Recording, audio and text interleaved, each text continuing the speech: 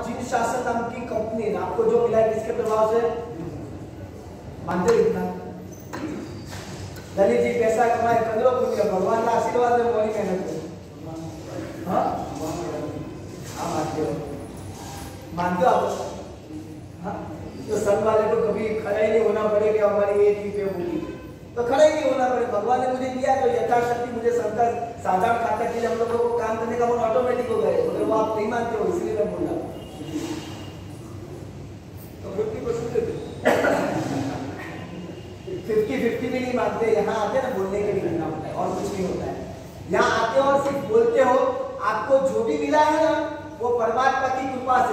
मैं पूछता हूँ कि आज देश के अंदर 140 करोड़ की जनसंख्या है, 139 करोड़ बराबर ना, 139 से 40 करोड़ की जनसंख्या है, संपत्ति वाले लोग कितने? 10%, यानी 20 करोड़। एक 15 से 20 करोड़ के बीच लोग हैं, और उसके अंदर जो रेशियो निकाला जाए तो जैन समाज सबसे आगे, बराबर। मैं पूछता हूँ कि आपको ही क्यों मिला, दूसरे किसी को क्यों नहीं?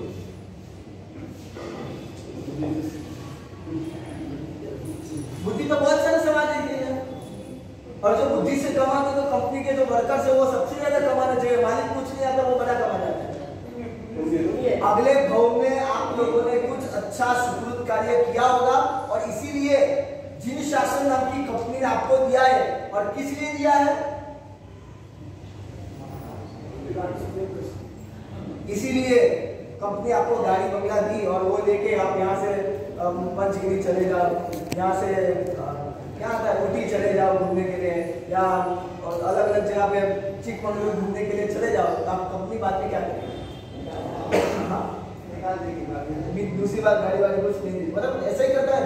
बस ऐसा ही है, जिन्हें शासन परमात्मा ने शासन ने आपको संपत्ति दी है, किस लिए दी है? परमात्मा की शासन की सेवा के लिए। आज हम ऐसा ही मानते हैं कि मुझे जो भी संपत्ति मिली है वो मेरे के लिए मिली है।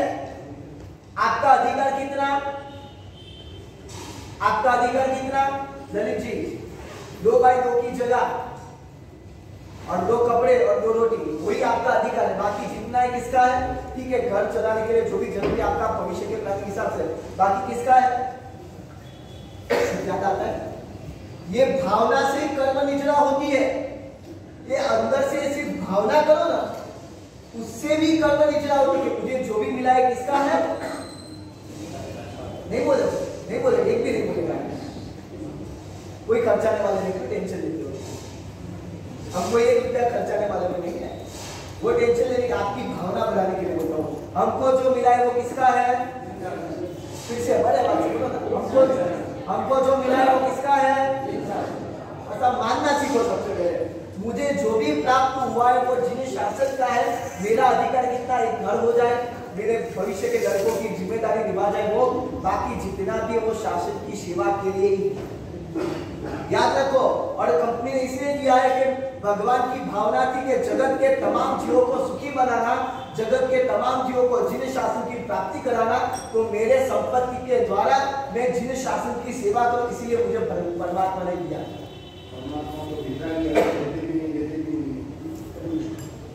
वो है ना, वो कर्म फिलोसफी है, आध्यात्मिक फिलोसफी अलग चीज है। इसी का नाम शादवाद, इसका नाम ही शादवाद है। मैं आपको पूछूं, आपको संपत्ति कहां से मिली? पुण्य से, बराबर ना? आया ना? पुण्य से मिली, बराबर। पुण्य कहां से आया? परमात्मा ने शासन की स्थापना की और पुण्य के मार्ग दिखाए, तो ये किसने दिया? हो गया, सीधा नियम है।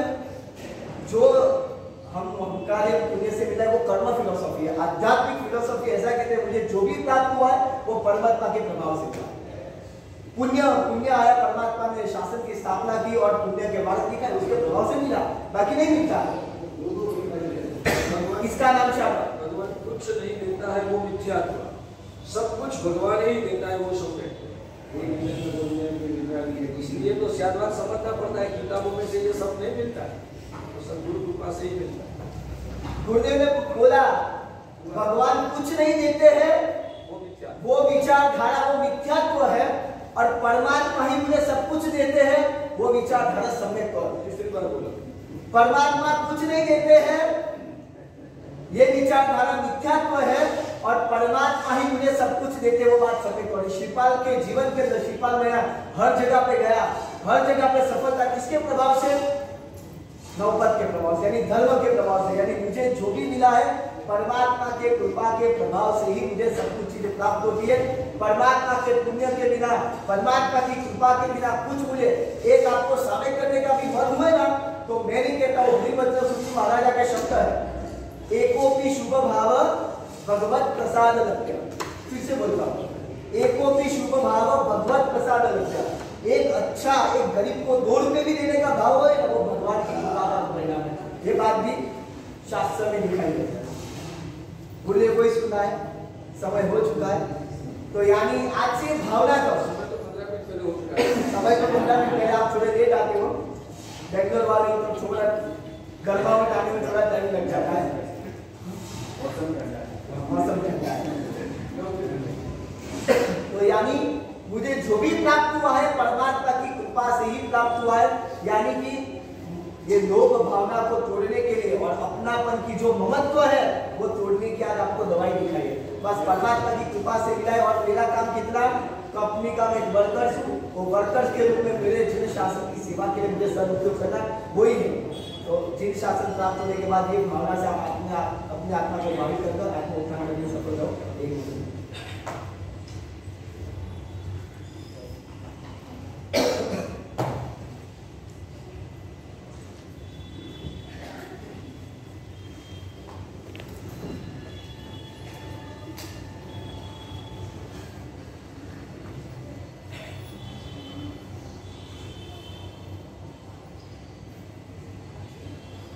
एक दर्शन शुद्धम यो ज्ञानम धीरति में वचाप्नोति दुःख निमित्तम अपीदम तेन सुलभम भवदिनं। भाग्यशाली अनंतकारी परम करुणे सागर तारे प्यारे तीर्थंकर भगवंतों ने जगत के जीव मात्र के कल्याण के लिए धर्म शासन की स्थापना की है।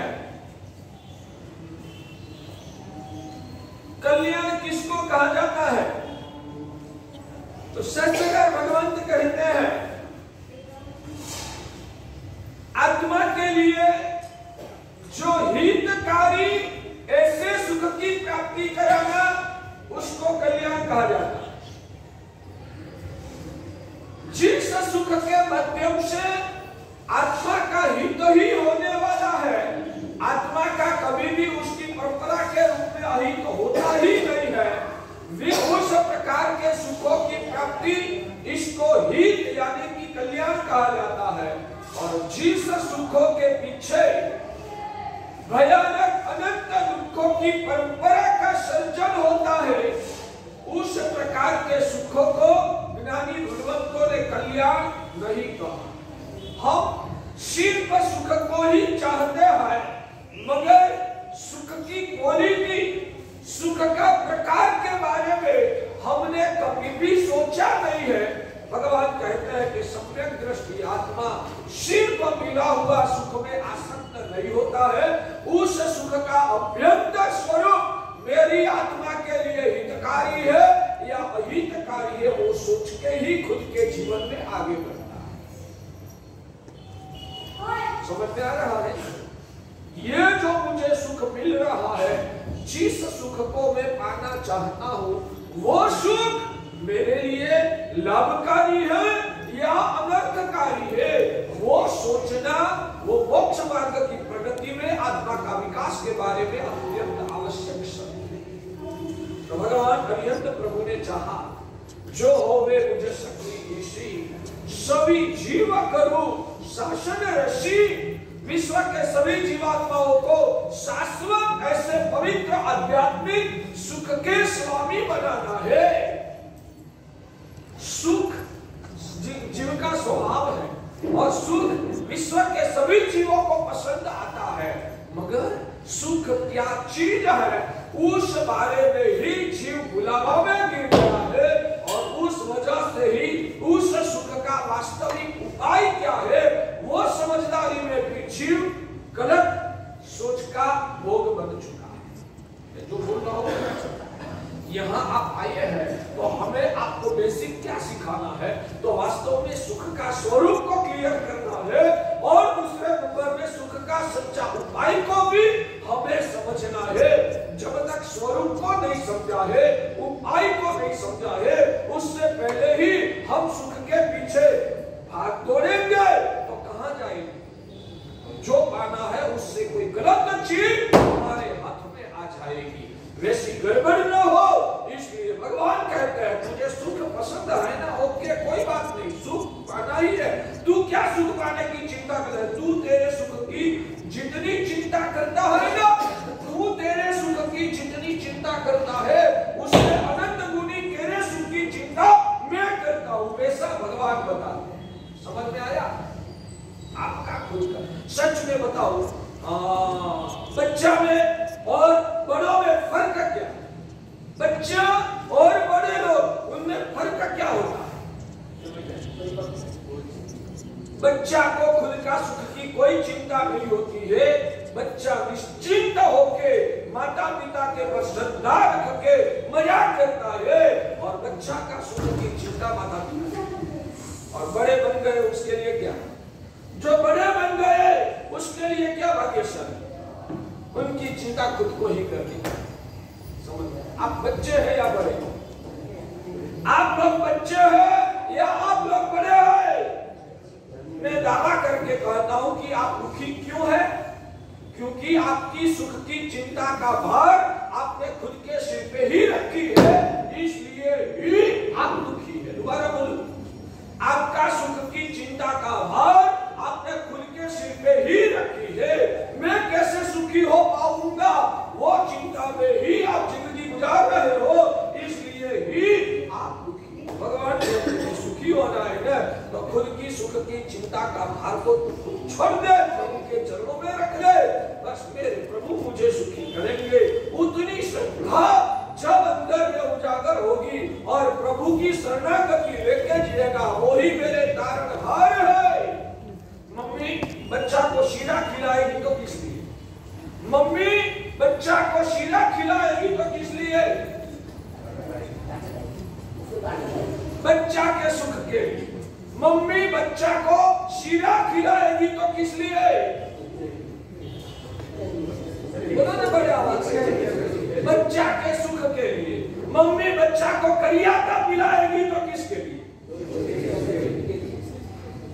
शीरा खिलाएगी तो भी सुख के लिए और करियाता पिलाएगी तो भी सुख के लिए। भगवान मेरी माँ है, मैं उनका बच्चा हूँ। सुख जो दुनिया में व्यवहारिक रूप में कहा जाता है वो शीरा है, तो संसार में व्यवहारिक दुनिया में दुख जिसको कहा जाता है वो करियाता। तो मेरे भगवान मुझे सुख देंगे तो भी मेरे भले के लिए, मेरे भगवान मेरे जीवन में दुख देंगे ना तो भी मेरे भलाई के लिए। यानी कि मैं बच्चा हूँ, भगवान मेरे माता है और मेरी माता शीरा खिलाएगी तो भी मेरी भलाई के लिए, मेरी माता करियाता खिलाएगी तो भी भलाई के लिए। मेरे भगवान के शरण में जब मैंने शरणागति का स्वीकार कर लिया है, मेरे जीवन में दुख भी आएगा तो भी मेरे कल्याण के लिए। स्वाभाविक रूप से मेरे जीवन में सुख आएगा ना तो भी वो मेरे कल्याण के लिए। एक बात समझ लेना, स्वाभाविक रूप से जो सुख भी आता है या दुख भी आता है वो आत्मा को अनर्थ नहीं करता। स्वाभाविक रूप से जीवन में जो सुख आता है या जो दुख आता है वो आत्मा को इतना नुकसान नहीं करता है। जो सुख हमने आसक्ति से याचना करके राग करके मांगा है ना, वही सुख हमारी आत्मा को अनर्थ करता है। अनासक्त भाव से स्वाभाविक रूप से पुण्य के भगवान की कृपा से जो सुख मिला है वो सुख हमारी आत्मा को कभी भी अनर्थ नहीं करता। स्वाभाविक का मतलब कि सिर्फ मैंने प्रभु की भक्ति किया है तो मुझे सुख मिलने वाला ही। मैंने उसमें कोई सुख की अपेक्षा नहीं रखी है, ममता आसक्ति अभिलाषा नहीं रखी है। जन्मांतर में भी मुझे सुख चाहिए वैसा मैंने हृदय में भाव नहीं रखा है। मैंने श्रद्धा और रोमांच से भगवान की भक्ति किया और वो भगवान की भक्ति के प्रभाव से जो सुख मिला ना वो सुख आत्मा को कभी भी हानि नहीं पहुंचा। हमारे महाशास्त्र में लिखा है, उपदेश वाला ग्रंथ में, जहाँ चले चक्रवर्ती वाली परम तत्व बोलते न चले कहा हर बुद्धि परम। चक्रवर्ती जो है वो चक्रवर्ती भी शायद कभी 6 खंड का साम्राज्य को कैसे त्याग कर सकता है। जैसे बोलते हैं सांप जो होता है ना, वो साल भर में एक बार अपने शरीर पे लगी हुई जो खांचली यानी कि जो अपना पसीना वगैरह के वजह से अंदर शरीर की चमड़ी पर छाया हुआ जो मल है ना, वो क्या बोलते हैं कांचली के रूप में बनाता है। साल भर में एक बार वो कांचली को उतार देता है, कांचली उतार के चला जाता है। वो जितना आसानी से अपने शरीर पर की कांचली यानी को जो शरीर का मल को जितनी साहसिकता से छोड़ के चला जाता है ना, भगवान कहते हैं कि सम्यक दृष्टि से चक्रवर्ती आत्मा इतनी ही साहसिकता से 6 खंड का साम्राज्य को छोड़ के चला जाता है। यानी कि इतना सुख मिला मगर वो सुख उनको फंसा नहीं पाया, इतना सुख मिला मगर वो सुख उनको फंसा नहीं पाया। चक्रवर्ती बहुत मात्रा में छोड़ के चला जाता न दुर्बुद्धि यानी कि गाढ़ मिथ्या दृष्टि, गाढ़ भौतिक सुखों में आसक्त ऐसा भिखारी होता है ना, वो भिखारी के हाथ में एक चप्पन या खप्पर हमारे गुजराती में चप्पनिया बोलते, टूटा फूटा बर्तन उनके हाथ में होता है ना, वो भी वो छोड़ नहीं सकता। इतना लगाव होता है, इतनी आसक्ति है, मेरा वो तो मेरा जीवन का आधार है, ये चला जाएगा तो मेरी हालत क्या होगी। देख टूटा फूटा बर्तन भी वो छोड़ नहीं सकता है। उसके सामने चक्रवर्ती 6 खंड का साम्राज्य को लिया मात्र में छोड़ सकता है। भगवान की कृपा से ही मिला है, सिर्फ पवित्र पुण्य पैदा किया है, पैदा किया नहीं है, पैदा हो गया। पुण्य पैदा करने की भावना से पुण्य कभी भी निर्मल बनता नहीं। पुण्य पैदा करने की भावना से पुण्य कभी भी निर्मल नहीं होता है। पुण्य की तृष्णा के बिना साहजिक रूप से देव गुरु की प्रीति और भक्ति की वजह से जो धर्म साधना होती है, निष्काम भाव से जो पुण्य पैदा होता है ना, वो पुण्य इतना निर्मल होता है, उस पुण्य से प्राप्त हुआ जो सुख होता है वो आत्मा को कभी भी इस संसार की पकड़ में जकड़ नहीं सकता। लक्ष्य के साथ ही करना, मैं वही सिखाता हूँ। आज सबसे बड़ी तकलीफ वही है कि आप लोगों के पास लक्ष्य ही नहीं है, धर्म किस लिए करना। मैं प्रश्न करूँ, व्याख्यान सुनने के लिए आते हो, लक्ष्य के साथ आते हो बिना लक्ष्य के आते हो? व्याख्यान में आते हो लक्ष्य से आते हो या बिना लक्ष्य से आते हो? राकेश, ज्यादातर लोग बिना लक्ष्य आते। अभी मजा आता है इसलिए सुनना, अभी मजा भारत साहब के व्याख्यान में मजा आता है इसलिए सुनना। इसलिए हम जो सच में आत्मा को पूछो, ये महाराज जो बोलते हैं समझ में आता है, मजा आता है, वो जो लॉजिक देते हैं उनका जो आवाज है मजा आता है इसलिए। कल से मैं डिक्लेयर कर दूंगा कि अब 15 दिन तक मैं व्याख्यान करने वाला नहीं हूँ। उदय रत्न या मंत्र रत्न आगम रत्न कोई कर लेंगे, आप आओगे ना, आदि समझाओगे। तो किस लिए आते हो? तो व्याख्यान भी आप सुनते हो तो बिना लक्ष्य सुनते हो, आप भगवान की पूजा भी करते हो तो बिना लक्ष्य पूजा करते हो, नवकाशी का अनुष्ठान भी करते हो तो बिना लक्ष्य। क्या लक्ष्य के साथ ये सब साधना करते हो? क्या लक्ष्य होना चाहिए? मेरी आत्मा मेरी है, मेरी आत्मा राग द्वेष से भरी हुई, मेरी आत्मा आत्मभान को भूल चुकी है, मेरी आत्मा खुदगल की माया में फंस गई है।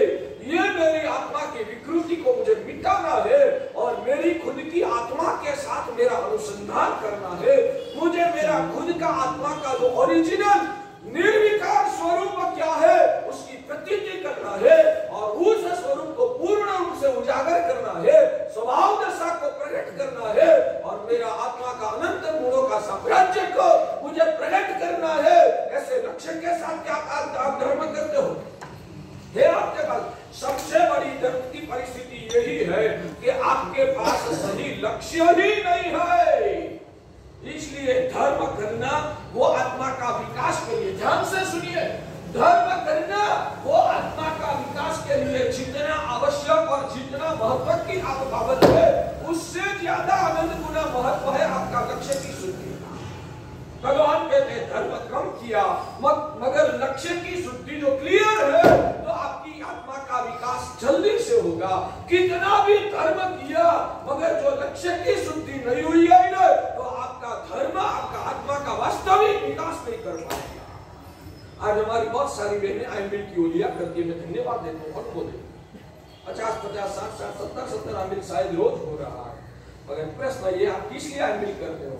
बस आईएमएल की ओलिया की संख्या बढ़ाना। मैं 55 में ओली कर रहा हूँ, 63, 70, 80, 90, 100 ओली जल्दी से करना है। उससे आगे आपका लक्ष्य नहीं। लक्ष्य मासिक श्रवण करना है इस साल, किस लिए करना है? नहीं, बहुत सारे मेरे मित्रों ने भी पहले किया है, मैंने कभी मासिक श्रवण नहीं किया। एक बार मुझे भी करना है इसलिए करता हूँ। मासिक श्रवण किस लिए? कोई लक्ष्य नहीं है, आपका लक्ष्य कहाँ जाएगा? ये क्या लक्ष्य चीज है? लक्ष्य तो क्या है? मासिक श्रवण के माध्यम से ये शरीर की मूर्छा को उतारना है। मासिक श्रवण के माध्यम से मेरी जीव की लालसा को मुझे खत्म करना है। मासिक श्रवण के माध्यम से खाने पीने में होने वाली सरकारी जीवों की हिंसा से छुटकारा पाना है। मासिक श्रवण के माध्यम से मुझे ये आहार पानी की पकड़ में से छुटकारा पाकर मेरी आत्मा में मुझे अनुसंधान करना है, परमात्मा तत्व के साथ जुड़ाव करना है। तो शरीर की और भोग सुख की मूर्छा पिघलेगी तो प्रभु के साथ मेरा अनुसंधान होगा।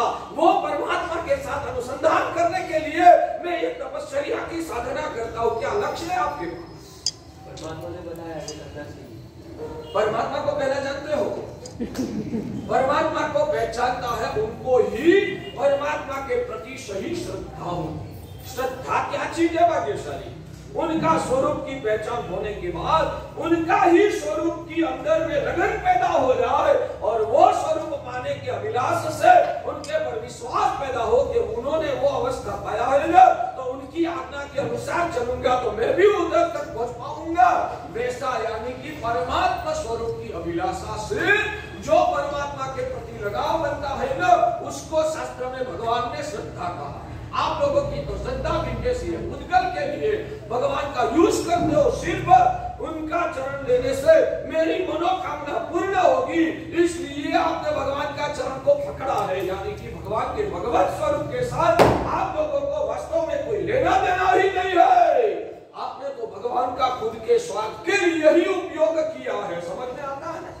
तो भाग्यशाली सबसे पहले अंदर की ये शुद्धि करना है, हमारा विजन क्लियर करना है, हमें आत्म तत्व की रुचि को उजागर करना है और आत्म तत्व को केंद्र में रखकर ही जो धर्म की साधना होगी ना, वो ही आत्मा का उत्थान कर पाएगा। पुण्य होना वो अलग चीज है और आत्मा की स्थिति का उत्थान होना वो अलग चीज है। भाग्यशाली वही क्रिया करना और वापस वही भावना माना, और प्रकट कैसे होगा? रोज वही पूजा करते हैं, रोज वही वापस भावना प्रकट कैसे होगी करने की? मेरा प्रश्न ये है कि आप रोज वही रोटी खाते हो या अलग अलग रोटी खाते हो? तो हम भी प्रवचन में आपको अलग अलग टेस्ट देते हैं और परमात्मा की भक्ति में भी अलग अलग स्तवन का सब्जी हम अलग अलग मिठाई का यूज करते ही। लक्ष्य एक ही, आप रोटी खाओ, गेहूं की रोटी खाओ, बाजरी के रोटी खाओ, मकई का खुराक लो, मूंग का खुराक लो, कुछ भी लो, अंत में लक्ष्य क्या होता है? स्टेमिना बढ़ाना। चाहे रोटी लो, रोटला लो, मकई लो, बाजरी को, ज्वार लो, कुछ भी लो, आहार की पद्धति प्रक्रिया पदार्थों में शायद चेंज हो सकता है, मगर गोल एक ही है कि मुझे स्टेमिना बढ़ाना है। वैसे ही भगवान की भक्ति का लक्ष्य तो एक ही है, मेरी आत्मा की शुद्धि मुझे करना है। भाग्यशाली ज्यादातर लोग तो इतने शून्य मनस्क है कि धर्म किस लिए करना उसका पता ही नहीं है। बहुत थोड़े लोग ऐसे हैं जो मानते हैं कि पुण्य करने के लिए धर्म करना है। मेरे सर्वज्ञ दयालु भगवान कहते हैं कि पुण्य बढ़ाने से भी तेरी आत्मा का वास्तविक विकास नहीं हो सकता है। और पुण्य तो है ना, बारूदी चीज है, एक बार यूज किया ना तो वो खत्म हो जाएगा। इसलिए सम्यक दृष्टि आत्मा, धर्म करने से पुण्य बढ़ जाता है वो एक अलग बात है, मगर पुण्य बढ़ाने की भावना से सम्यक दृष्टि आत्मा कभी भी धर्म नहीं करता है। पुण्य बढ़ो या न बढ़ो, उसको कभी भी पुण्य बढ़ने की चिंता ही नहीं होती है। वो तो एक ही भावना से धर्म की साधना करता है, मुझे मेरा आत्मा में छाए हुए विकारों को मिटाना है, मुझे मेरी आत्मा का ओरिजिनल समतामय जो पवित्र निर्मल स्वरूप है उस स्वरूप को ही मुझे उजागर करना है, आत्म स्वरूप की अनुभूति करना है, सभी विकृत भावों से छुटकारा पाना है और बस मेरा आत्मा का ओरिजिनल आत्म स्वरूप का मुझे अनुभव करना है। एकमात्र इस लक्ष्य के साथ ही सम्यक दृष्टि आत्मा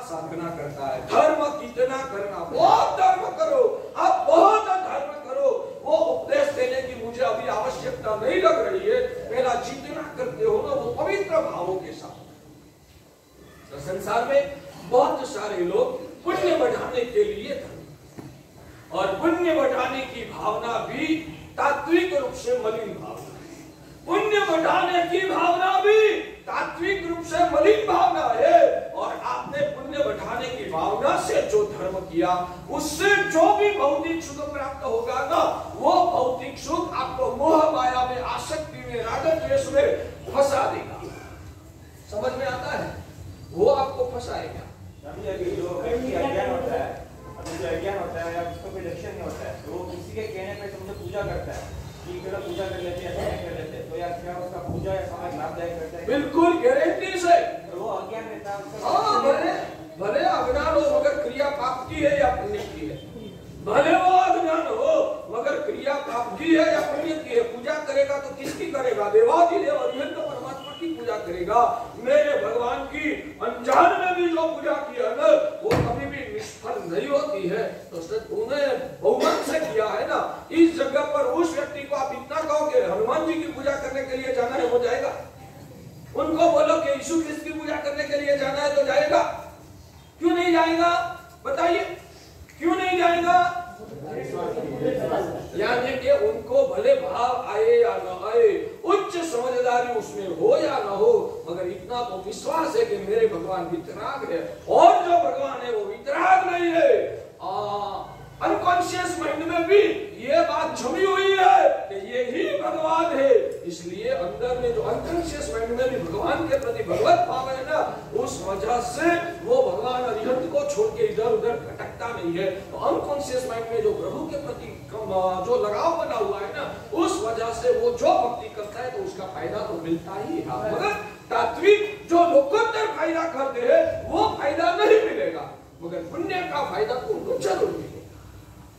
पुण्य होगा तभी हम धर्म कर सकते हैं। अगर आपका अपना पुण्य है तो फिर धर्म की भावना वो सब आपकी मानसिक कल्पना है, अलावा कुछ नहीं है। भाग्यशाली बहुत गरीब होता है ना, वो भी रोज 5 नवकार मंत्र की माला गिनता है। उसका पुण्य ज्यादा है, आपका पुण्य ज्यादा है। गिनते हो 5 माला? क्या पुण्य होता है तो करता है, वो बात तो कितनी आपकी बोगस, सिर्फ आत्मवंचना वाली है। जिसकी भावना पवित्र होती है, वो का जहर पिघला हुआ होता है, और जिनका अंदर से प्रभु के प्रति लगाव बना है ना, उनको ही धर्म करने का मन होता है। पुण्य से धर्म करने का मन होता है ना, वो आपकी अज्ञानता है। हमारे शास्त्र में कहीं पर भी भगवान ने ऐसा नहीं लिखा है कि पुण्य से ही धर्म करने का मन होता है। हाँ, धर्म का संयोग प्राप्त होता है पुण्य की वजह से, मगर धर्म करने का मन पुण्य से कभी भी नहीं होता है। धर्म करने का मन तो आत्मा की लायकात से ही होता है। यहाँ बैठे हुए बहुत सारे लोगों के दिमाग में ये अज्ञान छाया हुआ है कि पुण्य होता है तो ही धर्म करने का मन होता है। वैसा बहुत सारे अज्ञान लोग मानते हैं। उनको मैं कहना चाहता हूँ कि आप आपके दिमाग में से इस कचरा को निकाल दो कि पुण्य से धर्म करने का मन होता है। धर्म करने का मन पुण्य से नहीं होता है। हाँ, पुण्य करने की सामग्री धर्म से मिलती है, पुण्य से मिलती है, मगर वो सामग्री मिलने के बाद धर्म करने का मन तो अंदर की पात्रता से ही होता है। कितने दिनों से कितने गुरु भगवान ने कहा है कि नौका के शरण में जाओगे तो आत्मा का कल्याण हो जाएगा, मगर मन होता है? नहीं होता है। मैंने कितने लोगों को किया, अभ्यास ना करो, कितने लोग अभ्यास ना, आपको भगवान की पूजा करने का कितने लोगों ने बताया, आप कितने लोग करते हैं? यानी कि ये कचरा को निकाल दो कि पुण्य से धर्म करने का मन होता है, वो गलत बात है। पुण्य से धर्म करने का मन नहीं होता। मैं बोला ना, सामग्री तो आपको मिली है ना। ये भगवान की वाणी सुनने का संयोग मिला। सदगुरु आपके घर में गोचरी बनने के लिए आते हैं। इतना पास में भगवान का जिनालय है। यहाँ हर रोज पाठशाला में पंडित जी भी 12 मास आपको धर्म की पढ़ाई कराते हैं। आपकी साविका भी आपको बार-बार समय वगैरह करने का प्रेरणा करती है। तो पुण्य है तो ये सब सामग्री मिली। पुण्य से सामग्री मिल गई है। भाव होता है या नहीं होता है? भाव क्यों नहीं होता है? आत्मा अंदर से मैली है, मोह का जहर भरा हुआ है। इसलिए धर्म की सामग्री मिलने के बाद भी आप लोगों को धर्म करने का मन नहीं होता। अब पावनबंदी पुण्यानुबंधी वो शास्त्र की परिभाषा है, धीरे धीरे बताऊंगा आप लोगों को। आपकी परिभाषा में अब ये धर्म का तत्व मुझे समझाना। आपको पता नहीं, लेकिन आपको भाव कौन गुरु भगवान ने आपको बताया? मुझे पता नहीं, मैंने आज तक नहीं सुना है कि कोई भी गुरु भगवान ने ऐसा बोला हो कि धर्म मत करो, धर्म करने की आवश्यकता नहीं है, आपका भाव शुद्ध रहेगा तो कल्याण हो जाएगा। ऐसा कोई भी गुरु भगवंत ने बताया हो वैसा मैंने आज तक सुना नहीं है। कोई शास्त्रों में मैंने ऐसा पढ़ा नहीं है। हाँ, कोई गुरु भगवंत ने अलग एंगल से बात बताई होगी, मगर आपने अज्ञानता की वजह से आपने गलत समझ पा लिया तो वो आपकी गलती। कोई गुरु भगवंत ऐसा नहीं करते कि धर्म करने की जरूरत नहीं है, तब करने की जरूरत नहीं, ऐसा कोई गुरु भगवंत ने कभी बोला हो वो मैं नहीं मान सकता। चलिए, तो आप ये बात तो एक एक बोलो। हाँ, उसका प्रश्न दूसरा एक बार वापस पूछ लिया। हाँ, दोबारा पूछिए वकील शैली। सब नहीं कर पा रहे। हाँ, नहीं कर पा रहे। ज्ञानावरण कर्म के हिसाब से नौका नहीं चढ़ता है, तब क्यों? तो अब तो उसमें मेरे भगवान कहते हैं कि तप नहीं हो रहा है तो तप करने के बिना जरूर आपकी आत्मा का कल्याण हो सकता है, मगर तप करने की भावना के बिना और तप नहीं हो सकता है उसका पश्चाताप करने के बिना, तप धर्म के प्रति अहोभाव धारण करने के बिना आपका कल्याण नहीं ही होगा। हाँ, तप नहीं हो सकता है तो चल सकता है, तो भी आपको केवल ज्ञान भी प्राप्त हो सकता है। तप नहीं हो सकता है ना तो सम्यक दर्शन तो नहीं, केवल ज्ञान भी प्रकट हो सकता है, मगर शर्त इतनी कि आपसे जो तप नहीं हो रहा है उसका अंदर में मिनिमम दर्द होना चाहिए। जो भी आत्मा तप करते हैं उनके प्रति सच्चे हृदय से अहोभाव बहुमान भाव हृदय में होना चाहिए, और तप धर्म ही कल्याण करने वाला है। मेरी कमजोरी है, लाचारी है, मेरा सब कच्चा पड़ रहा है कि मैं नहीं कर सकता हूँ, वो मेरा कोई अभिप्राय कर्म वगैरह हृदय में आया हुआ है, बाकी करने वालों को धन्यवाद है। तब वो ही आत्मा का उद्धार का मार्ग है। ऐसी श्रद्धा तो मिनिमम उसके हृदय में होनी ही चाहिए, तो ही उसका कल्याण हो सकता है। तब कर भी नहीं सकता है और तब नहीं होता है, उसका पश्चाताप भी नहीं है, तब करने वालों के प्रति बहुमान भाव भी नहीं है, तब ही मोक्ष का रास्ता है, वो श्रद्धा अंदर में नहीं है, तो आपका तब के बिना कल्याण नहीं होगा। जब ये सब प्रयत्न एक दो बार करेंगे कमजोर पड़ जाए तो वो भी करना ही चाहिए ना, बार बार करना चाहिए। आप व्यापार धंधा में संसार की प्रक्रिया में कितना पुरुषार्थ जिंदगी पर्यंत करते हो, वैसे यहाँ भी हमेशा गुरु की मार्गदर्शन के अनुसार आपको वो पुरुषार्थ करना होगा।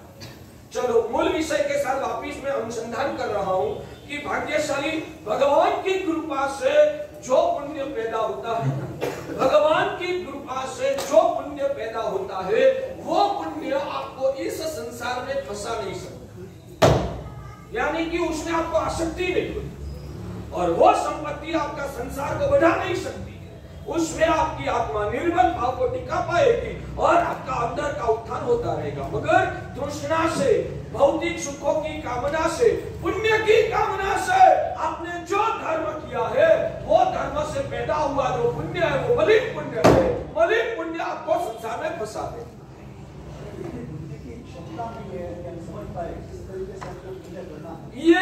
ये बुद्धि से पैदा नहीं होता है, ये समझदारी कभी भी बुद्धि से पैदा नहीं होती है, ये समझदारी देव और गुरु की कृपा से ही प्रकट होती है। एक बात समझना, बहुत सारे लोग सोचते हैं कि मेरा ज्ञानावरणीय कर्म को छोड़ना है।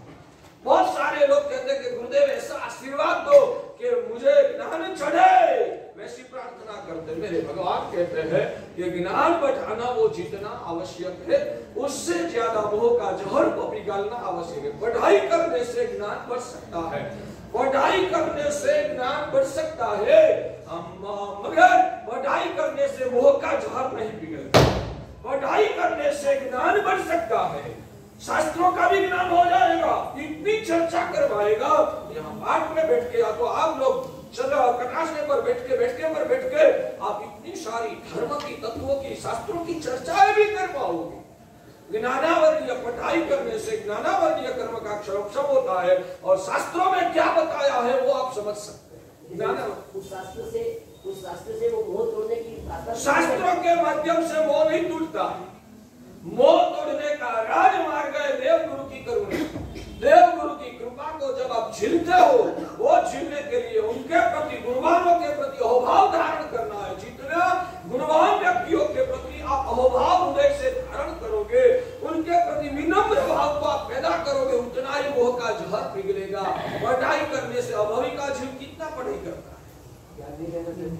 ऐसा नहीं है ज्ञान सिर्फ चमची और पुण्य शक्कर जैसा। ज्ञान जो है वो चीमक जैसा काम करता है, ये अध्यात्म की परिभाषा है। ज्ञान है वो चीमक चमची जैसा काम करेगा, मगर शक्कर जैसा काम तो देव गुरु की कृपा से ही हो सकता है। पढ़ने की मनाही नहीं है। मैंने वो उस दिन थोड़ा बोला था कि आपको दूध को हिलाना नहीं, हिलाना जरूरी है, मगर सिर्फ हिलाने से कल्याण नहीं होगा, अंदर शक्कर होना जरूरी है। वैसे आप पढ़ाई करो जरूरी है, मैं पढ़ाई की मना नहीं करता हूँ, पढ़ाई करने का भगवान ने भी बताया है, मगर अकेली पढ़ाई करने से कल्याण नहीं होगा। पढ़ाई जो है वो निमित्त कारण है, और भगवान अरिहंत प्रभु की कृपा, अरिहंत यानी कि पंच परमेष्ठी की कृपा वो आपका आत्मा का उत्थान का मुख्य कारण है। मगर वो आपको पता नहीं होगा। 15 घंटे का स्वाध्याय करने का बोला, वो आपने याद रख लिया, मगर वो 15 घंटा भी गुरु की आज्ञा के अनुसार करना, वो भी साथ में बोलो ना, वो क्यों भूल गए आप?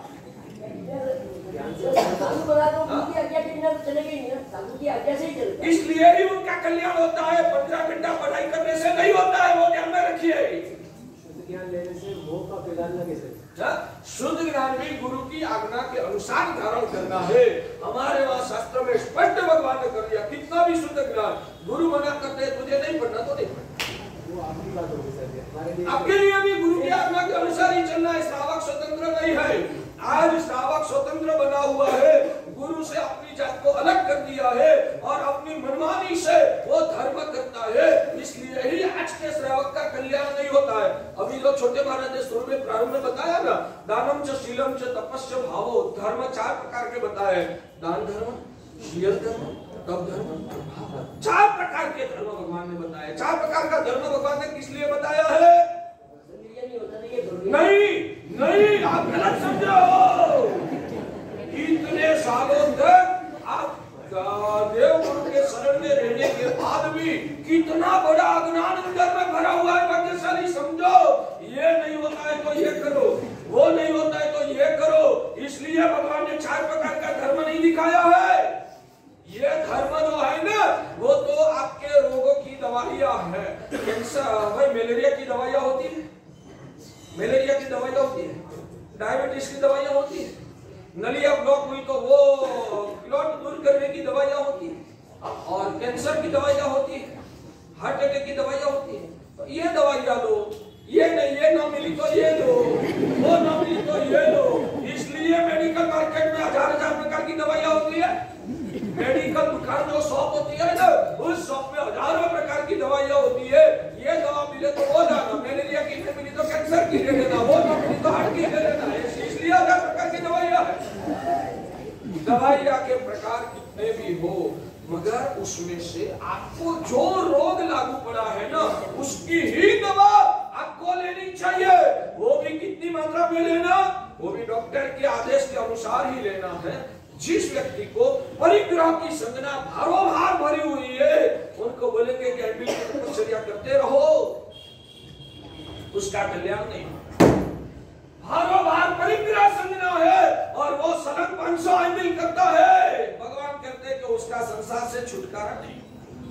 500 एमएल करते। रोग कौन सा है? परिग्रह का।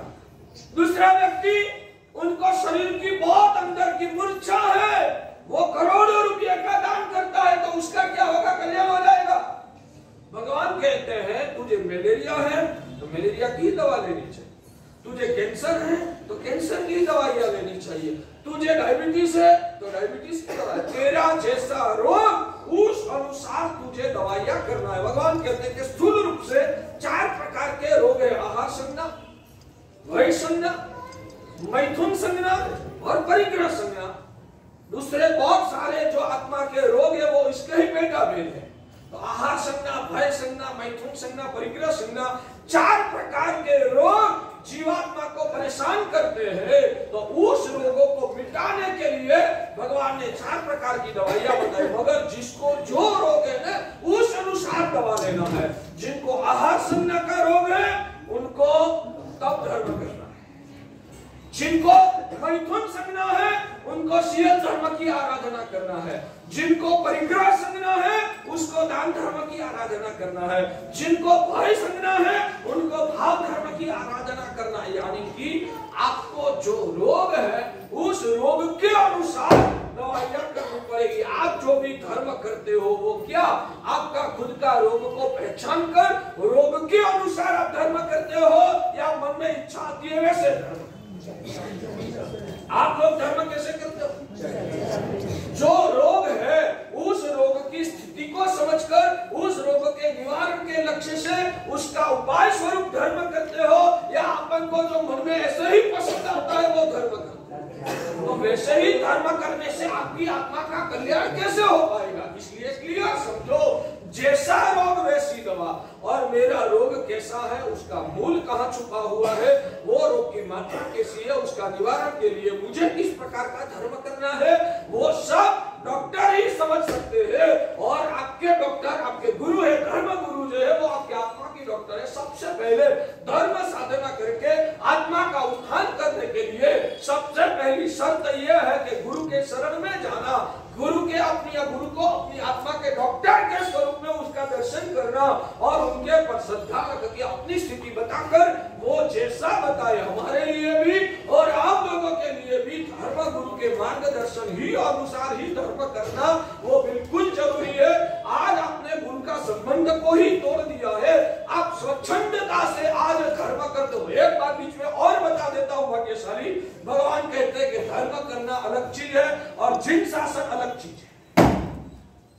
धर्म करना वो अलग चीज है, जिन शासन जो है वो अलग चीज है। जिन शासन धर्म के मात्रा और स्वरूप को ज्यादा महत्व नहीं देता है, जिन शासन धर्म के लिए धर्म गुरु के साथ आपका संबंध को ही महत्व देता है। यानी कि जो भी धर्म करना है वो गुरु की आज्ञा के अनुसार करना, वो जिन शासन है। गुरु की आज्ञा के अनुसार करो, वो जिन शासन है। स्वच्छंद मति से सुकृत करते रहो तो वो धर्म है। मगर वहां जिन शासन नहीं है, जिन शासन की सबसे पहली शर्त यह है देव गुरु के साथ आपका जुड़ाव और उनकी आज्ञा का पालन। जैसे राज शासन कहते हैं ना, राज शासन का मतलब क्या? राजा का आदेश के अनुसार प्रजा को चलना है, वो राज शासन है। वैसे देव और गुरु की आज्ञा के अनुसार करना वहां जिन शासन है।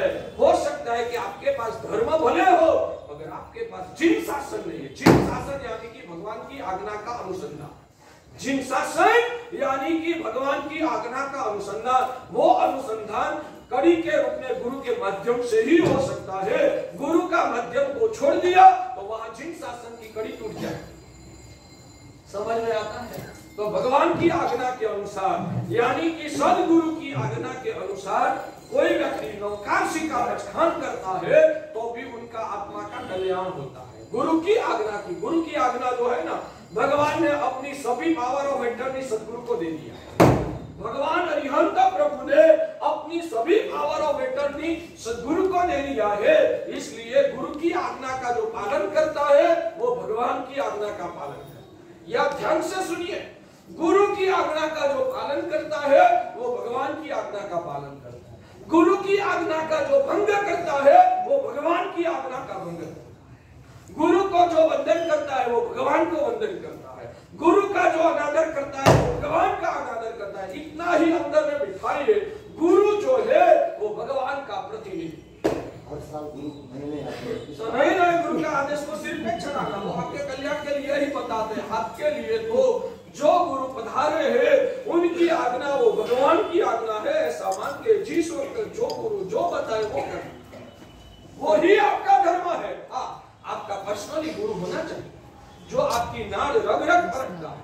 वो आपका जब उनके पास जाओ तब वो आपके अंगत जीवन की साधना के लिए मुझे गुरुदेव क्या करना, वर्षी तप करना है या वर्तमान भक्ति होली करना, मुझे योग शास्त्र पढ़ना है या उपनिधि भाव प्रपंचा कथा पढ़ना है, मुझे क्या करना है गुरुदेव, औषध ज्यादा करना है या हमारे जिनालय की द्रव्य पूजा ज्यादा करना। तेरे अंगत साधना के मार्ग के लिए तेरे खुद के जो गुरु है उनका आदेश के अनुसार चलना। मगर श्री संघ शाही संघ में जो गुरु पधारे हैं उस गुरु को भगवान के रूप में मानना है।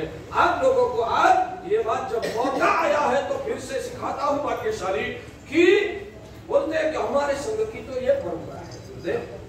मैं कहता हूँ आपका संघ की एक ही परंपरा होनी चाहिए। जिस वक्त जो गुरु पधारे उनकी आज्ञा को सिर पे चढ़ाना वो हमारे संघ की परंपरा है। समझ में आता है भाग्य सर? जिस वक्त जो गुरु पधारे वो गुरु की आज्ञा को सिर पे चढ़ाना, उनकी आज्ञा का पालन करना, वो ही हमारे संघ की परंपरा है। वो आपका आचार है, वो आपका कर्तव्य है। और मैं तो वहां तक बोलता हूँ, जो जिस गुरु को लाए उस गुरु की आज्ञा का पालन करने की तैयारी नहीं है ना, मेहरबानी करके कहता हूँ क्षमा से खाली रखो, मगर गुरु को लाकर उनकी अवज्ञा का पाप सिर पे मत उठाओ। बोलो दोबारा, जिस गुरु को लाए हैं उनकी आज्ञा को सिर पे चढ़ाने की तैयारी नहीं है ना, तो क्षमा से खाली रखो, मगर गुरु को लाकर उनकी अवज्ञा करने का पाप आपके सिर पे मत उठाओ। चलिए, तो धर्म एक अलग चीज है, जिन शासन अलग चीज है। जिन शासन के अभाव में भी धर्म हो सकता है, जिन शासन के अभाव में भी धर्म हो सकता है। मरुदेवा माता ने जब केवल ज्ञान पाया तब जिन शासन नहीं था। जिन शासन की स्थापना भगवान ऋषभदेव प्रभु ने उनका केवल ज्ञान होने के बाद में किया। केवल ज्ञान होने इसलिए शास्त्रों में जो 15 प्रकार के सिद्ध की बातें आती है ना, उसमें मरुदेवा माता को अतीर्थ सिद्ध कहे। अतीर्थ सिद्ध, तीर्थ सिद्ध नहीं, अतीर्थ सिद्ध नहीं। उस वक्त जिन शासन ही नहीं था, फिर भी धर्म था, फिर भी धर्म था। और हमारे लिए बाल कक्षा के जीवों के लिए तो तीर्थ ही आधार है। तीर्थ जो है वो धर्म गुरु के आधार पर टिका हुआ है, इसलिए धर्म गुरु की आज्ञा का पालन करना वहां जिन शासन है।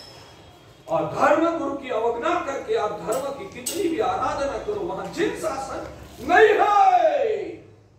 जमता है तो बात कहां से चली थी? दानम च शीलम च तपस्या। धर्म 4 प्रकार के हैं, मगर अपन को जो इच्छा पड़े वो धर्म करना, वो हमारा कल्याण का रास्ता नहीं है। आपको कौन सा रोग पहले मिटाने की आवश्यकता है वो गुरु तय करेगा। आपको तो एक ही डॉक्टर को अनुसरना है। समझ में आता है? तो भाग्यशाली कोई भी धर्म अपनी इच्छा के अनुसार मत करो।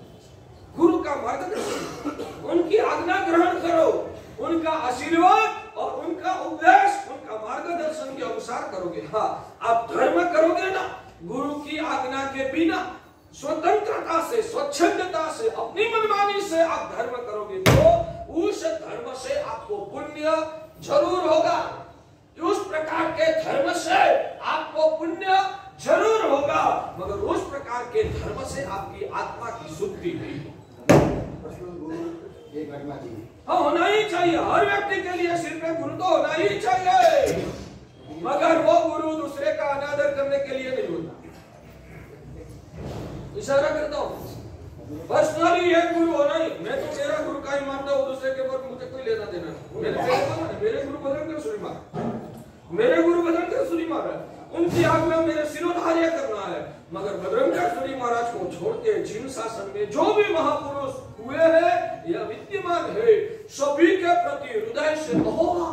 और मेरा एक बात समझो, आप लोग क्या मानते हो? मेरे गुरु ने अलग बताया, दूसरे गुरु ने अलग बताया, तो दोनों में से एक तो गलत होंगे। आप लोगों की ये विकृति है। मेरे गुरु ने अलग कुछ बताया, दूसरे गुरु ने कुछ अलग बताया, दोनों का सुझाव अलग अलग आया, तो एक बात तो क्लियर हो गई, या तो मेरे गुरु खोटे हैं या तो वो गुरु, दोनों में से एक सच्चे है, तो एक तो खोटे ही है ना। जब तक आपने जिन शासन का सियादवाद नहीं समझा है ना, जब तक मोह का जाल नहीं बिगड़ा है ना, तब तक ही मन में ये सब गलत सोच पैदा होगी। मेरे भगवान कहते हैं कि एक सच्चे है उसका मतलब दूसरा खोटा है, वो अज्ञानी। एक सच्चे है उसका मतलब दूसरा खोटा है, वैसा मानना ना वो आपकी अज्ञानता है। मैं आपको पूछूं ना, दोनों सही कैसे हो सकते हैं? बताओ। एक व्यक्ति शक्ति के लिए रोटी खाता है, दूसरा व्यक्ति शक्ति के लिए बाजरी का रोटला खाता है, तो दोनों में से सच्चा कौन? दोनों सच्चे हो सकते हैं। एक व्यक्ति गेहूं की रोटी शक्ति के लिए खाता है, दूसरा व्यक्ति बाजरी का रोटला शक्ति के लिए खाता है, तो दोनों सच्चे हो सकते हैं। क्या बात है? अभी तो आपने मना किया एक सच्चा तो दूसरा खोटा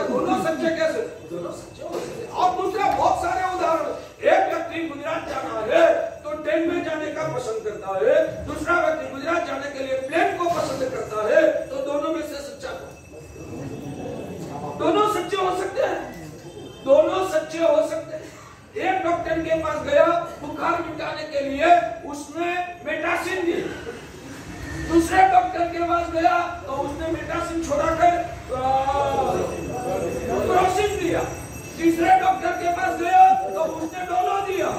तीन ये तो दो के बदले में तीन हो गए, तो तीनों में सच्चे को बुखार मिटाने के लिए 3 प्रकार की अलग अलग दवाइयां देने वाले डॉक्टर में से सच्चा डॉक्टर कौन?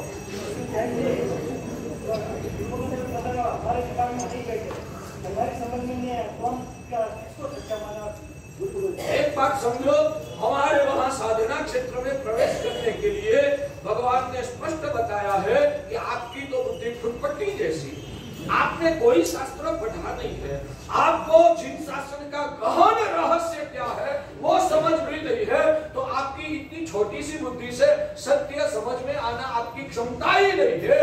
आपके स्कूल में टीचर आपको जो पढ़ाते हैं वो आप कैसे स्वीकार? टीचर ने जो सिखाया वो सही। बाल्य अवस्था में तो खुद का दिमाग चलाना ही नहीं है, शिक्षक ने जो बताया वो पढ़ते रहो, आपका एक लेवल बनेगा ना, बाद में आपकी बुद्धि को सक्रिय बनाना, तब तक आपकी बुद्धि को चलाना ही नहीं है। भाग्यशाली श्रद्धा से ही आत्मा का कल्याण होता है। क्षमता है तुम कैसे सिलेक्शन करें? बिल्कुल नहीं, बिल्कुल आपने सचोट प्रश्न किया। आज के जमाने में ये जनता प्रश्न, आज के जमाने में ये जनता प्रश्न है, मगर आपने 10 बजे के बाद ये प्रश्न सुना। एक 5 मिनट ले लूंगा। मैं स्पष्टपणे मानता हूं कि गुरु वो ढूंढने की चीज है, गुरु वो ढूंढने की चीज है नहीं। हमारे आचार्य भगवान यशो विजयेश्वरीश्वर जी महाराजा बड़े साधक महापुरुष है, वो प्रवचन में कहते हैं कि इसको बिलाड़े को या कि गुरु कैसे होने चाहिए? जो ध्यान साधना में मग्न हो, निष्प्रकंप वो जो स्थिर हो जाता, वैसी साधना करने वाला उसको गुरु समझना।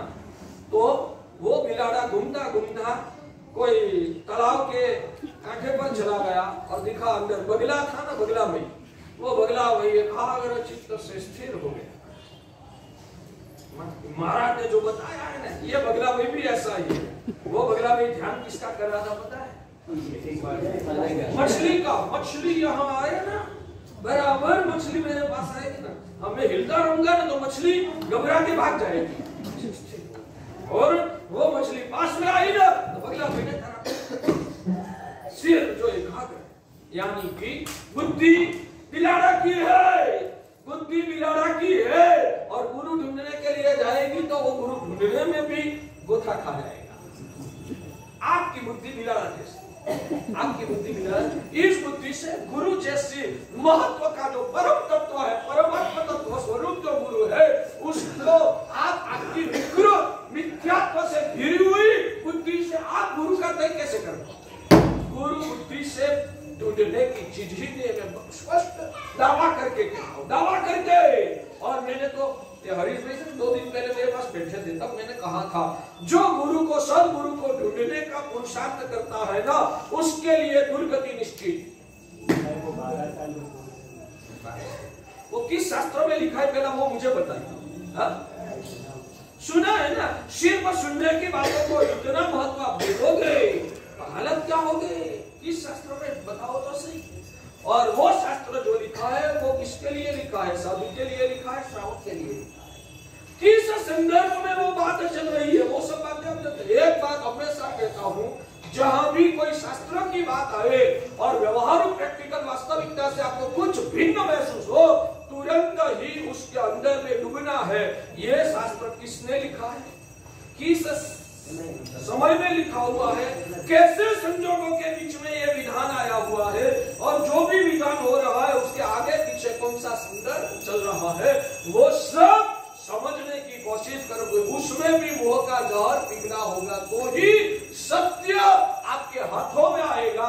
जो मोह का जहर नहीं पिघला है, परमात्मा की कृपा जो आपके पर अंदर नहीं उतरी है ना, तो उसका भी आप अर्थघटन गलत कर पाओगे। पक्का क्लियर है कि गुरु जो आप ढूंढने के लिए जाओगे ना, तो तो सबसे पहले आपको क्या दिखने के वृत्तियां क्या लगेगी। मान लो कि आप ये महाराज गुजरात से आए, हम तो पहचानते नहीं है, मगर गुरु को ढूंढना है, तो ये गुरु सही है या गलत है वो खातरी करना है। तो वो खातरी करने के लिए सबसे पहले आपके दिमाग में विचार क्या आएगा वो पहले बताइए।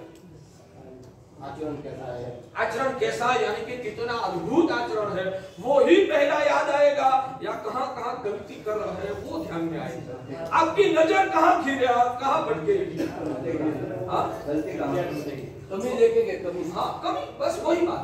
तो जिनको शायद आप काल्पनिक रूप से भी अभी तय नहीं किया है, मतलब में भी जिनको गुरु का दर्जा देना चाहते हो, जिनको गुरु का दर्जा देना चाहते हो, उनके लिए सबसे पहला वो महाराज पूरा दिन क्या करता है, आधा कर्मी गुजरी लेता है या नहीं लेता, वो महाराज और क्या क्या करते हैं, उनके जीवन में कोई कमी तो नहीं है ना, कोई कमी तो नहीं है ना, वो खातरी करने के लिए, उनकी कमी ढूंढने के लिए आपकी नजर भटकती रहे। तो जिनको गुरु के रूप में स्वीकार करने का हम सोच रहे हैं, उसमें गलतियां क्या क्या है, गलतियां क्या क्या है, वहां ही हमारी नजर भटकती रहेगी। तो मैं कहता हूं कि सदगुरु आपको मिलेंगे या नहीं मिलेंगे वो तो आगे की बात है, मगर ये वृत्तियों की वजह से भगवान कहते हैं इतना भारोभार पाप कर्म का बंध होता है, ये कर्म को मिटाने के लिए दीर्घ काल तक आपको संसार में भटकना पड़ेगा। पीतल और सोने की परीक्षा के लिए साल को नहीं बोला हुआ है, अंधविश्वास करके श्रद्धा कर लेना चाहिए। बिल्कुल सही बात, पीतल और सोने की परीक्षा करनी चाहिए, मगर उससे लिए सोने की परीक्षा करने की आपकी तो भूमिका होनी चाहिए। पहले वो तो तय करो कि गुरु ढूंढने की, गुरु की कमियां और जो भी विशेषता है वो परखने की ताकत तो आप में है ही ना, वो तो है ही नहीं। और सोने पित्तल की परीक्षा करने के लिए जाओगे तो हालत क्या होगी, पित्तल को सोना पुरवार कर दोगे और सोना को पित्तल पुरवार कर दोगे, वो आपकी हालत होगी और हो रही है। मेरे वहां भगवान ने, हाँ तो गुरु सदगुरु पाने के लिए क्या करना, क्या देखे, हाँ क्या देखे, तो हमारे वहां हरिभद्र सुरीश्वर जी महाराज ने योग दृष्टि समुच्चय की 33वीं गाथा में लिखा। हरिभद्र सुरीश्वर जी महाराजा ने क्या करो, आज में पूजा कर लगे 10 ऊपर 7 मिनट हो गई है, 2-3 मिनट में ये विषय को पूरा कर देता हूं, क्योंकि अपन को घड़ियाल को तो साथ में रखना ही है। हरिभद्र सुरीश्वर जी महाराजा ने योग दृष्टि समुच्चय ग्रंथ की 33वीं गाथा में लिखा है, एवं भूतस्य जीवस्य भद्रमूर्तेर महात्मनः शुभ निमित्त संयोग जायते अवंचकोदया। एवं भूतस्य, इस प्रकार का यानी किस प्रकार का, वो ऊपर की 32वीं गाथा में लिखा हुआ है, जो सरल भद्रिक परिणामी है, जो आत्मार्थी है, जो गुणानुरागी है, जो मोक्ष का अभिलाषी है, सरल प्रकृति वाला, ऐसी जीवात्मा को एवं भूतस्य जीवस्य भद्रमूर्ति महात्मा, इस प्रकार के जीव को भद्रमूर्ति महात्मा शब्द से गौरव किया है। शुभ निमित्त संयोग जायते अवंचकोदया, ऐसे जीवात्मा को शुभ निमित्तों का संयोग स्वाभाविक रूप से सामने से मिल जाता है, ऐसा हरिभद्र सुरीश्वर जी महाराज ने लिखा है। इस प्रकार का जो आत्मार्थी, गुणानुरागी, मोक्ष मार्ग का अभिलाषी, जीव मात्र के प्रति प्रीति और सद्भाव धारण करने वाला, अंदर से सरल प्रकृति वाला जो जीव होता है, उन जीवात्मा को सद्गुरु ढूंढने के लिए कहीं पर भी भटकना नहीं पड़ता है। वो जहां जाता है वहां सद्गुरु का सहयोग सामने से खींच के आता है। वैसा हरिभद्र सुरीश्वर जी महाराज ने लिखा, और आत्मार्थी है, बस स्वाभाविक रूप से सामने से उनको आत्म कल्याण का मार्ग वो देने शुरू कर देगा। समझना ये मेरा, और आपकी आत्मा को वहां सेटिस्फेक्शन होगा, अंदर से आवाज आएगी, ये गुरु मेरा भव से उद्धार कर पाएगा, अंदर से आवाज आएगी। बस वहां क्या सिर झुका देना है, वहां और कुछ उनके जीवन में क्या है वो हमें देखना नहीं है। ये शास्त्रानुसारी गुरु को पाने की परंपरा है, शास्त्रानुसारी परंपरा। ज्यादातर हम सिलेक्शन करते हैं, मामा महाराज है, फैमिली महाराज है, हमारे गांव के महाराज है, हमारे पंथ के, हमारे गुरु के, तो उसमें से हम कंफ्यूज होते हैं। बस जब तक आप, यानी कि आपको चारित्र धर्म, आत्म धर्म, अध्यात्म तत्व से लेना देना नहीं, आपको तो मामा महाराज के साथ ही लेना देना है, आपको तो समाज के महाराज से ही लेना देना है। जब तक आपका सोचने का लेवल ही इतना है, तो उस हिसाब से आपको भूमिका के अनुसार ही मिलेंगे, आप चिंता मत करना, आपकी भूमिका के अनुसार आपको मिलेंगे। यानी कि आपको थोड़ा जो आगे मोक्ष में जाने का समय थोड़ा लंबा खींचना बाकी है, तो ये भी सोच अंदर में आए। बहुत समय हो गया है। बात यह थी जो भी धर्म करना है, दानम च शीलम च, जो दान करना है, तप करना, वो गुरु की आज्ञा के अनुसार ही अपन को करना है। अपना जैसा रोग होगा उस अनुसार गुरु अपन को धर्म का प्रकार बताएंगे। आपको बोलेंगे कि आपको हमेशा दान देना है, इनको बोलेंगे आपको दान देने की जरूरत है, आपको तप करना है, इनको बोलेंगे कि आपको तप नहीं करना है, आपको व्यायाम करना है। आपकी भूमिका के अनुसार गुरु आपको धर्म बताएंगे। और ये धर्म भी किस लिए करना है? पुण्य बढ़ाने के लिए नहीं करना है। ये जो धर्म करना है वो आत्मा की शुद्धि करके आत्मा का अंदर की भूमिका का विकास करने के लिए करना है। अभी ये सब बातें का आगे आगे डीप में हम जाते रहेंगे। भगवान ने जो सुख का स्वरूप बताया है उस स्वरूप को हम जब तक नहीं समझ पाएंगे तब तक सही सुख और सही सुख का उपाय हाथ में नहीं आएगा। तो ये सब बातें हर रोज के प्रवचन में अनुकूलता के अनुसार आपके सामने बताऊंगा। जो भव्य आत्मा है, जितनी आपकी पात्रता है, उस हिसाब से आप ये बात झेलते रहोगे और जितना झेलोगे उतना आपका उत्थान होता रहेगा। मैं भगवान वासुदेव दादा के चरणों में प्रार्थना करता हूँ कि प्रभु यहाँ आपकी पेट में करीबन 500 परिवार है, यानी कि करीबन 2000 लोग हैं, मगर पुण्य होता है वो ही यहाँ तक पहुँच सकता है। जिनका पुण्य नहीं होता उसको आने का मन नहीं होगा। शायद मन होगा तो बाहर का बाजार की जवाबदारी वगैरह प्रतिबंध आ जाएगा, वो यहाँ तक नहीं आ पाएगा। यानी कि जो यहाँ तक पहुँचता है वो पुण्यशाली है। वे सावधानी भगवंतों ने बताया, धर्म गुरु के चरणों तक पहुँचना वो भी पुण्य की निशानी है। इसलिए आप सब पुण्यशाली तो है ही, मगर अब यहाँ से ऊंचे उठ के हम आत्मा को पहचानना है। आत्मा को ऊंचे उठाने के लिए जो साधना करना है वो साधना भगवान की वाणी के माध्यम से आप समझने में, जीवन में उतारने में सफल बनकर इस मिला हुआ मानव जीवन को सफल बनाओ। वही अंतर से मंगल कामना, वही आशीर्वाद। चलो हाँ बिल्कुल। परंतु आचार्य भगवान श्री नरदोष माता के चरणों कोटि कोटि वंदन, समस्त श्रवण वंदन और सुमनि वंदन के चरणों कोटि कोटि वंदन एवं सभी धार्मिक धर्म भाई बहनों हार्दिक हार्दिक स्वागत। पुलिसालियों, आज हमारे आपकी पेट में हुबली से परम ज्योति फाउंडेशन के जो आगे वाले श्रीमान साहब विजयराज जी गुलेचा आदि पूर्व टीम के साथ पधारे। पुलिसालियों, अभी भी रविवार के दिन प्रवचन में आपने सुना कि जो आधुनिक शिक्षण पद्धति है वो किस तरह के मतलब के हमको मतलब ऐसे निर्मूल बना रहे हैं, उसकी बेकारी उससे उत्पन्न हो रही है, बीमारी उत्पन्न हो रही है, जो भ्रष्टाचार, जो अनाचार होता है, जो अनेक चीजें, वो सारी जो चीजें जो इसी मतलब के आधुनिक शिक्षण के द्वारा जो यहाँ पर मतलब होती जा रही है, तो उसको उसके सामने किस तरह के